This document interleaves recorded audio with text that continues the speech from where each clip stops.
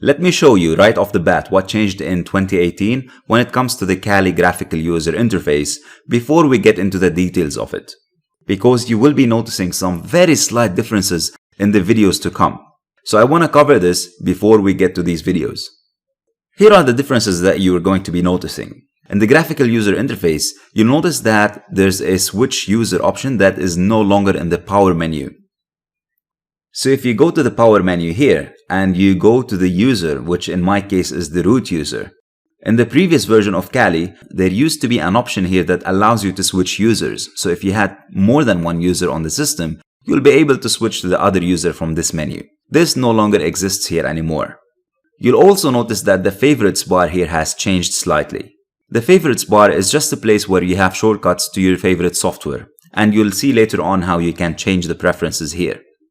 In the new version of Kali, there's been very slight modifications to it, but it's nothing that you cannot change back to whatever your favorites are.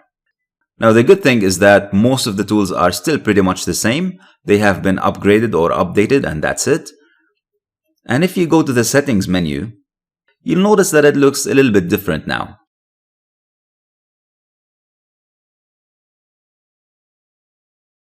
So we used to have these settings on the left, on the right hand side, but now they are moved to the left hand side. You will also notice small differences. For example, if I click on the network settings, you used to be able to see the network configuration in the same window. So you'll see what your IP address is, what your DNS is, and so on. Now there's a small extra step where you have to go and click on the settings of the network, and then you'll be able to see the details. You'll also notice that there's an apply button which wasn't there before. So now if you change the settings, you'll have to click apply, whereas before you could change them and they will be automatically accepted. And last but not least, there's been some minor changes in the way the search function works. So for example, in the previous versions, if I wanted to search for the lock screen option, so for example, if I wanted to configure my Kali to not lock the screen if I'm inactive, I used to just search for screen lock, and that will give me the setting where I could change that. Now, as you can see here, this doesn't work anymore, but the option is still there. It hasn't gone anywhere. It's just a matter of the search functionality changing ever so slightly.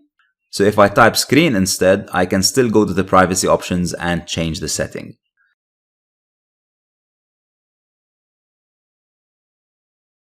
That's it really when it comes to the graphical user interface. As you can see, very minor changes, nothing to worry about.